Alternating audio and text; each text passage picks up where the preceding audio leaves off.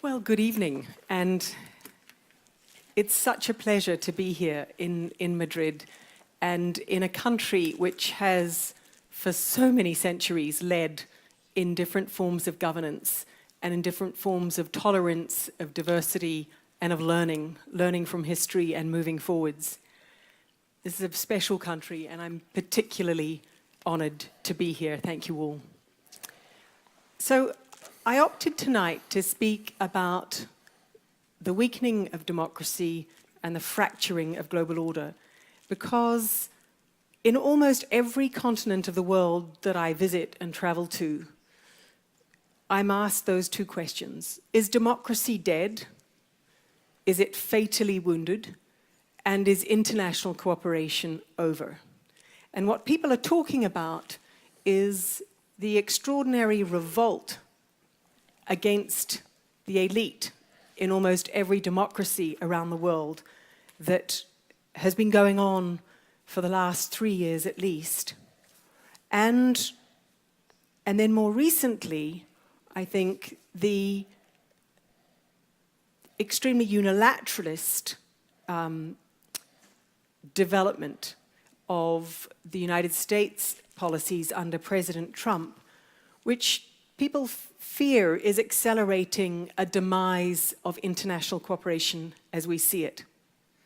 So that's my theme tonight. But what I'd like to do is to discuss why this is felt, but then to point to why actually this is an extraordinary opportunity, that this moment for our democracies to stop, to think, to renovate is a very important and powerful one. And likewise, this moment in international cooperation is a huge opportunity to stop and to think and to create an international cooperation which will better support democracy in individual countries. So that just gives you a little bit of a roadmap of where I'm going this evening. So let me start with the weakening of democracy and just remind you of, as it were, how we got to here.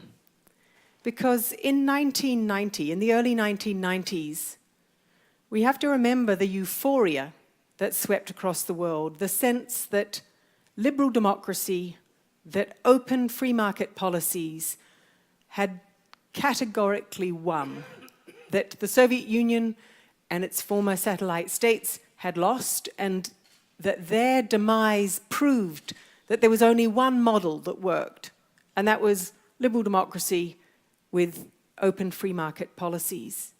And I think that spelt the beginning of a couple of decades of tremendous complacency in the democracies of the world. If there's one thing I think we can learn from the last couple of decades, it's that democracy is a project that all citizens have to engage in and keep renovating and building, and that those 2 decades of complacency ill-served our democracies. And that complacency, which had already begun to crumble a bit, was quite severely broken in 2008 with the financial crisis. Because what came with the financial crisis, and I saw the beginnings of this, not in Britain and in the United States, where the crisis began, nor even in the Eurozone, where it very quickly spread to, but all around the world in developing countries and in emerging economies. What I had been noticing was the number of countries that were no longer asking, how is this done in Europe, or how is this done in Britain, or how is this done in the United States? But instead, we're asking with great insistence, how is China doing this? How is Singapore doing this? In other words, the search for a new model had begun before 2008. But 2008 was a fracturing moment where suddenly the model that had been the victor seemed broken. And that break was seen most clearly from other countries who said, look, it's clearly a faulty model. And I was talking earlier today, my conversations with senior officials in China, I think, most clearly underscored that. where conversations before 2008 were often of a kind, we'd like to learn from Europe, we'd like to learn from Britain, from the United States, particularly about how to integrate into international organizations. After 2008, it became much more a reversal of perhaps you guys should be learning from us because your model is clearly broken and doesn't work. It's led to tremendous damage. So these are facts that everybody knows, but all I'm underscoring as a first point this evening is that that complacent model broke in 2008. It led to a really serious questioning around the world about both the wisdom of the way in which open free market policies had been pursued for two reasons. One, because they seem not to have regulated the global expansion of international financial services adequately. And two, that when there was a crisis, the globalization that had taken place seemed to expedite it and make it global. So what might have been a containable banking crisis in two countries was instantly, within 6 months, global trade had practically seized up. So real questions about whether this was the pathway to go down. And if we look at the past 100 years and we look at 22 countries and financial crises in each of them, what we find is the one consistent pattern is that within the decade after a financial crisis, the rise of the far right, of the membership of the far right, of the electoral support of the far right goes up by about 1/3. And that's consistent. It's the one consistent effect of financial crises across the 22 countries that a team of German economists have looked at. And that is the other effect of 2008, of course. And that's the second thing I would say about where we've got to, and that's posing a real question over our democracies, is that quite a large number of people in this room, if I can presume that you're every bit as young as I am, or perhaps just a fraction older, is that we grew up in a world where there was an absolute expectation that our lives would get better. In 23 of the world's 25 richest countries, 50% of the population over the last decade have seen their income stagnate or decline. So the era of presuming that life will get better is over. And add to this the fact that human beings are much more sensitive to losing things than they are to winning things. Loss aversion is really powerful. That sense of loss has had a huge impact on politics around the world. And I underscore that because although we all see the data and we see the figures, there's nevertheless, in most countries, there's a disdain for what people are voting for. I see this in Britain. Oh, the people that voted for Brexit, they're just foolish because it's them that will lose their jobs when Brexit actually happens. In the United States, the people that voted for Trump, they're idiots. They'll lose their jobs. Their lives will become... I don't think we can afford that disdain because those people have made a vote, and to me the vote is a very clear vote that they don't trust the establishment political parties to represent their interests and to make decisions which will ensure that their lives get better. It's as simple as that. If we look at the United States, child mortality, so for every 100,000 births in the United States, about 15 years ago, 11 babies died. Today, that number is 26. It's unheard of in a wealthy country for child mortality to increase like that. But it's a real indicator of what's happening in a health system when it becomes more and more dangerous, on average, for a woman to have a baby.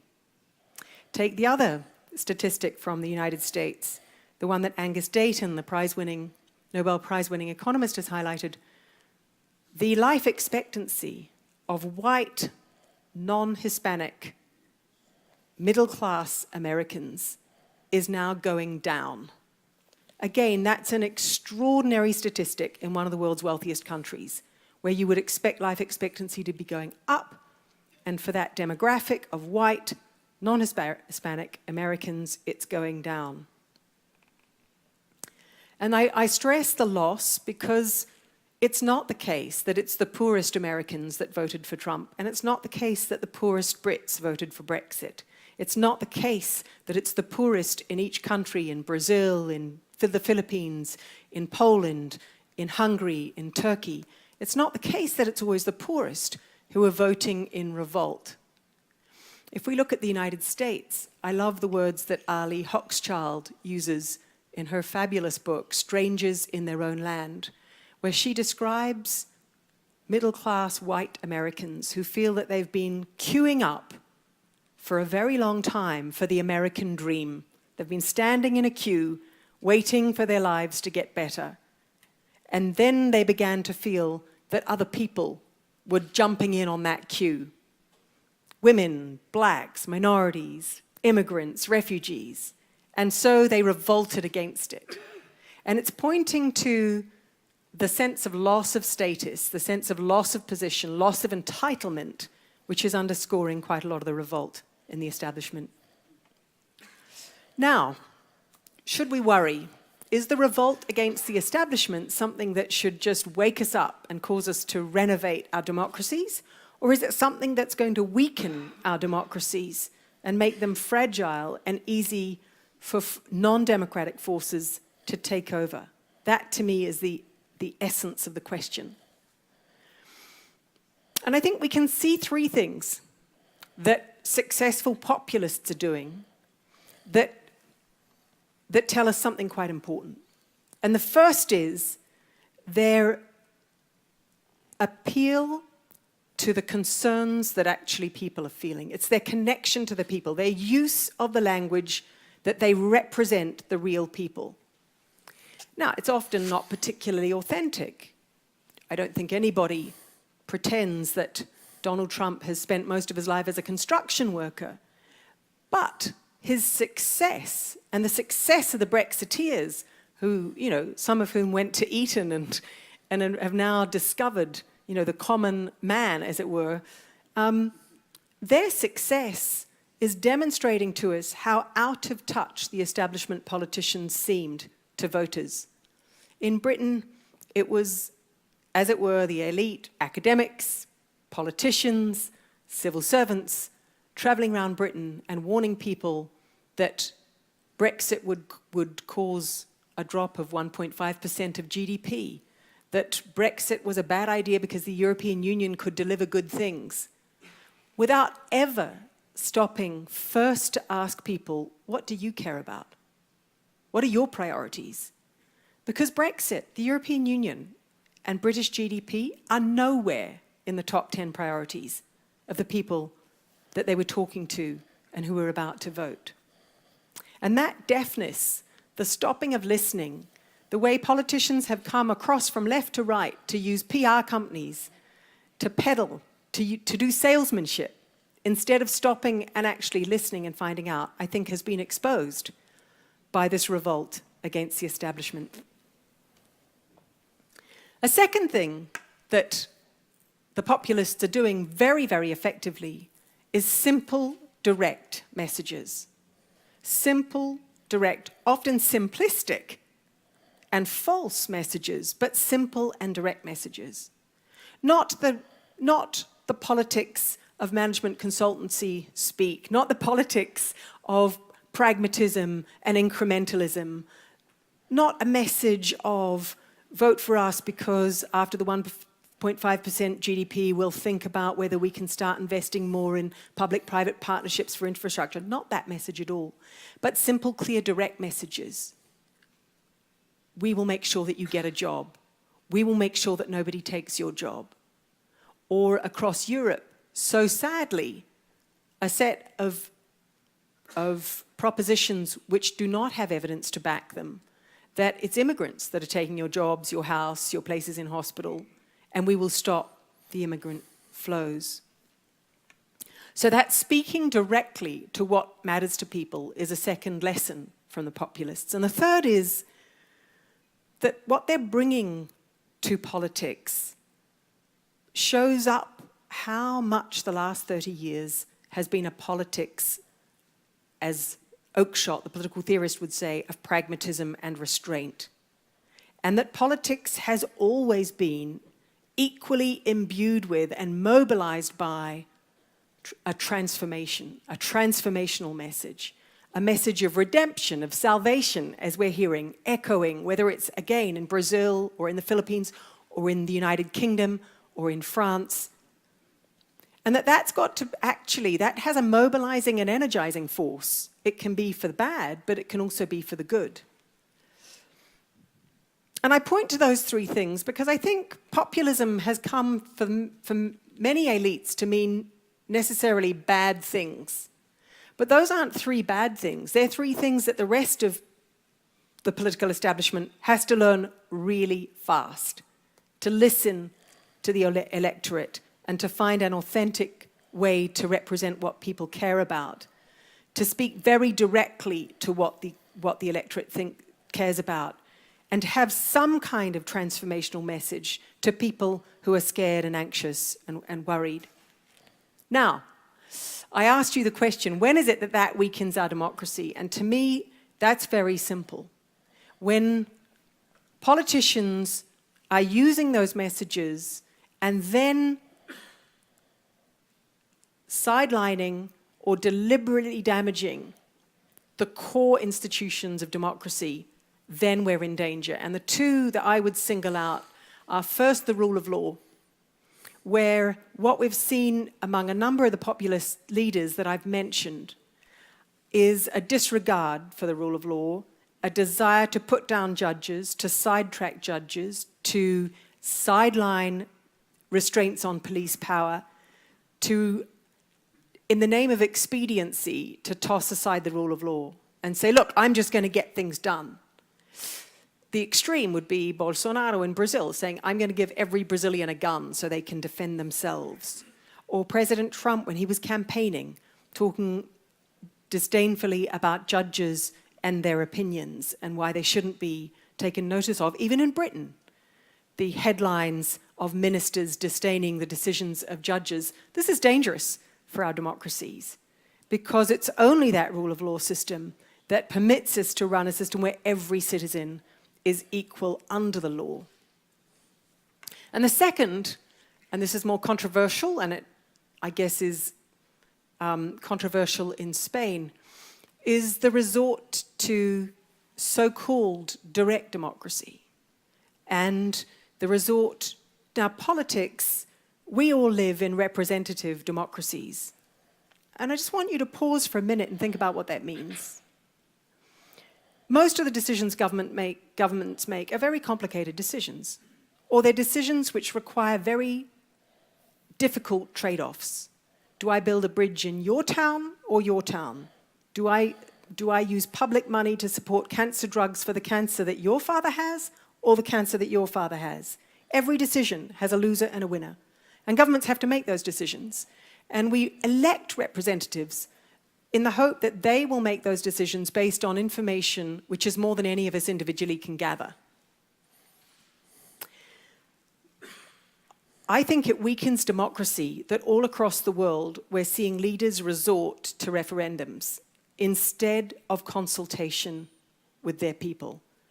So my argument is that representative democracy has to involve genuine consultation with people, genuine listening to people, genuine engagement of citizens, and that a referendum is the opposite of all of those things.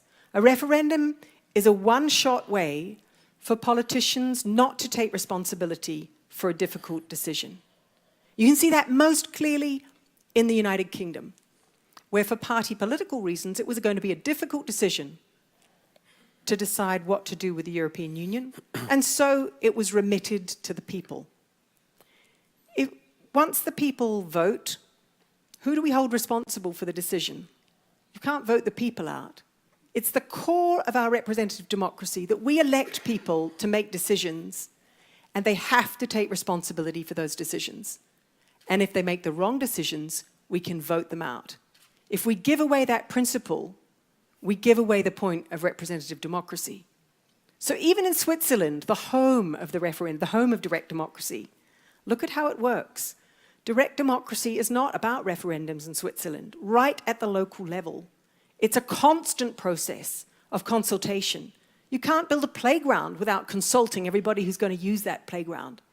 And when they do have a national referendum, as they did on immigration policy, it's for the government to decide what the right thing to do for the country is. And in that case, the government went the opposite direction to the referendum result. And that's a government making a decision and taking responsibility for it, having taken the views of the population through the referendum. And I say all this because the world is genuinely confused about referendums, because all around the world people are saying, but surely that's democratic. It's giving people a voice. Look at how they're used in the United States. In the last presidential election in California, there were 51 balloted issues. That's 51 referendums. Every Californian voter had to make a decision on 51 different decisions. A professor at Berkeley pointed out that it would have taken him at least a decade to do the research to be able to vote intelligently on each of those 51 issues. And yet, people were being asked to do it in the polling booth right there on the day. That's not representative democracy. That's not people elected consciously to make decisions which will always cause winners and losers, and to be held responsible for making that decision that creates winners and losers. So I think that the populist challenge to democracy we have to be quite clear about. It's a challenge when it's threatening and eroding the rule of law on the grounds of expediency. And frankly, every government wants to do that, in my experience. There's always a moment when a government says, oh, to hell with all that procedure. I just want the police to go and grab those people, so let's just legislate. Let's lift the restraints that we've had without understanding the consequences for the way, for example, police officers every day carry out their jobs. So the arguments for expediency are always there, and it's for the citizens in a democracy and their elected representatives to hold on to the rule of law restraints that have taken several hundred years for countries to develop. And likewise, on referendums, in the end on this, and it's one of the few issues on which I side so comprehensively with Mrs. Thatcher, they are, she said, the instruments of dictators and demagogues. And what she intended by that was they're the instruments of people who don't want to be held to account for their own decisions, and therefore would like to claim that it's the people making the decision, and therefore they're not responsible. But I'd like to come back now to why I think this is a positive opportunity, because I think those are the perils of the populists. But if I come back to the three things that I talked about, those are the opportunities for people across the political spectrum to renovate democracy in each country. We are living in a very important moment where established political parties in most countries are collapsing. In Britain, the Conservative Party has a membership, the average age of which is 75. That's an extraordinary political party, right? The membership has an average age of 75. If you look at France, the last election showed that the main party of the centre-right, since the end of the Second World War, and the main party of the centre-left have collapsed. They're polling at 3 or 4% of the population. They've collapsed. In that country, it's opened up a space for a new kind of politics. And if we pause for a minute and think about what made Macron's campaign very successful, the first thing was the way in which he's actually taken on some of what the populists do. The first is listening and finding a voice which resonates with the population. So before Macron ever ran for office, he engaged in what was called La Grande Marche, which was a process of really surveying, sending people out to knock on doors across all of France to find out what people actually were worried about. What did they care about? What were they worried about? What did they think of politicians? What did they think of government? Not to campaign, but simply to listen and to feed the results back. if you think about the messages that Macron's campaign ran around, which were messages of renovation, of transformation, of bringing something new, of bringing people from outside of the system, of bringing a greater diversity of candidates, which was the flip side of which is saying to people, I get it. The political class do not represent you. They've been feathering their own nests, and I'm standing for something different. I'm going to bring a wholly new group of people into government and into office. Now, of course, he carefully picked a cabinet which is a mixture of people of different experience and frankly, different quality. But his message as a campaigner was a message of renewal and of transformation, which I think showed how it is that these populist lessons, as it were, can help us renovate democracy. But then there's the question of how democracies survive in a fracturing global order, and how it is that the populist revolt inside countries is going to ricochet into what many see as a period of anti-globalization, of turning back. And of course, we've been there before. In the 1890s, the world saw the fastest globalization ever, if you take immigration into account. And by 1914, it had come to a seized halt, so that we saw an absolute nationalist turning in through the 20s and 30s. And that's what people worry about in the present global order. And the lesson from the interwar years was that to prevent that happening, you need a leader, you need a hegemon, you need one country who's willing to set some rules and have everybody abide by them. And of course, in the post-war era, that's been the United States. But that United States leadership has been crumbling for some period. And I think in the last year, we would all accept that it's become suddenly, stridently more unilateralist.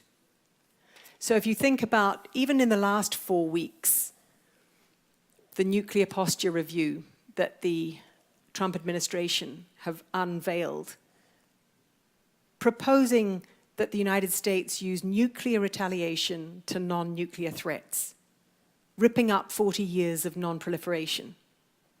If you think about the Secretary of the Treasury at Davos talking about a weaker dollar as a positive thing so that the United States can trade more and sell more around the world, absolutely neglecting the consequences, not just for the United States, which needs a strong dollar so that other countries buy dollars and so that other countries buy treasuries, but also neglecting the fact that the United States has, for the last 60 years, supported a rule-based system on exchange rates where countries can't and don't, more or less, devalue to gain competitive advantage in trade. And then, of course, the Secretary of State announcing that it would be a great idea to revive the Monroe Doctrine, the doctrine whereby from 1823 onwards, the United States declared its primacy in Central and Latin America, a primacy it declared in the 19th century to tell Europeans to stay out of the American backyard. Rex Tillerson announced this as a response to China's encroachments, as he sees it, in Latin America. It turned out that his nostalgia for the Monroe Doctrine was not shared by anybody south of the South American border. And for good reason. Because for many of those countries, for Brazil, for Argentina, for Chile, for countries for whom China has become their main trading partner, China stands as a counterweight to American dominance. So it's precisely because of a Monroe Doctrine mentality that they are seeking those relations with China. Now, all this feels familiar to anyone that watched the early years of the Reagan administration, right? The unilateralism. Reagan came to office saying, we shouldn't have nuclear non-proliferation, we should go for nuclear supremacy. We shouldn't be part of these international organizations, we're giving too much to them and everybody else is just taking. We forget that Reagan came to office with powerful unilateralist talk, and it turned out to be just talk because he soon realized, and his administration soon realized, they needed to cooperate. Can we rely on that now with President Trump? I think not. Because in the 1980s, the Soviet Union was already on decline. And the United States was very clearly still the hegemon, and very clearly still the master hand. Look at what happened when the United States withdrew from UNESCO. It withdrew, and it became even more powerful in the organization that it was no longer a member of and not paying its dues to. Why? Because the organization desperately wanted to win back the United States' participation. But I would argue that we can't guarantee that. The United States has been shown not to be able to rely on that logic anymore. The first thing President Trump did, and a Democratic president would have done the same, was withdraw from the Trans-Pacific Partnership. So 12 countries around the Pacific coming together in this trade and investment partnership. It was assumed that if the United States withdrew, the partnership would collapse. What's happened? 4 weeks ago, the 11 remaining countries announced that they are going ahead without the United States. Second move was to withdraw the United States, or to announce that the United States would withdraw as soon as it is able to from the Paris climate process. What's happened since the United States declared that? Every single country in the world has joined it. Every single country in the world has joined it. The United States is now the only country in the world that is not participating in the Paris Climate Treaty process. That's extraordinary. President Trump announced that he had great reservations about NATO. Maybe the United States should no longer be part of NATO. What did it do? It catalyzed Europeans into thinking about what a European security strategy would look like without the United States.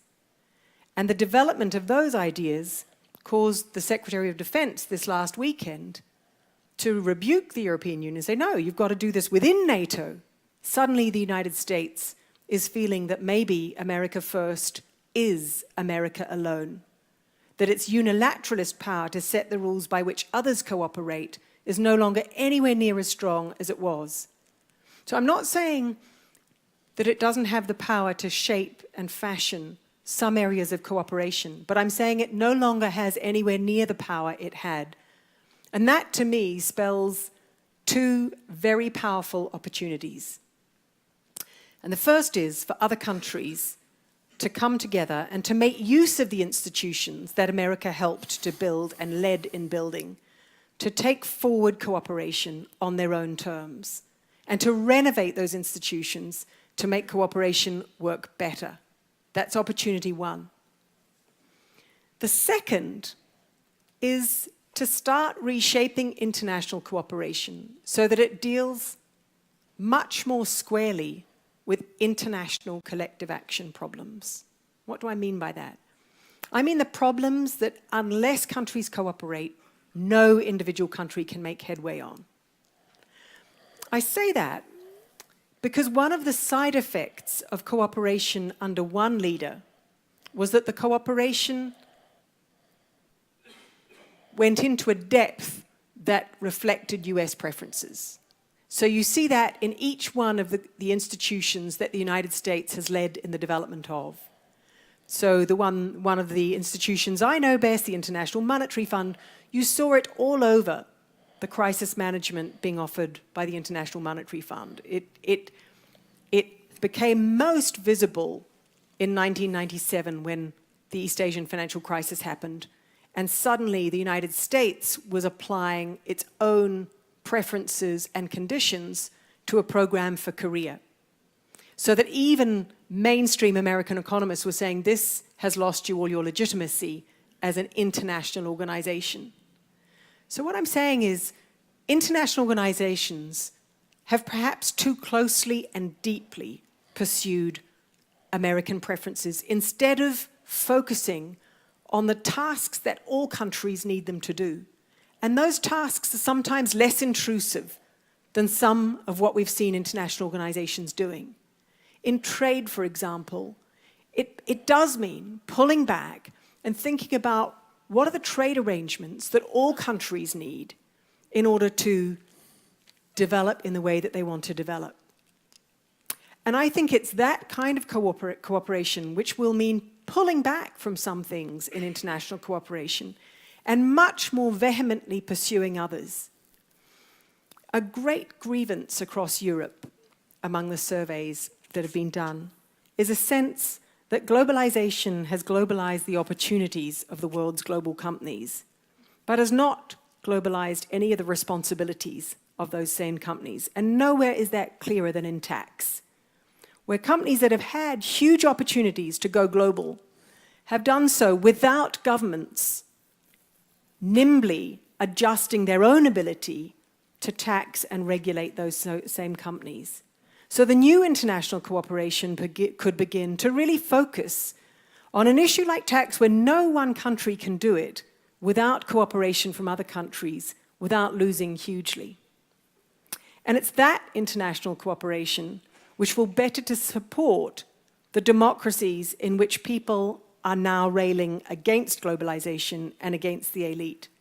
Because it's that kind of international cooperation that I think will support renovated democracy in countries around the world.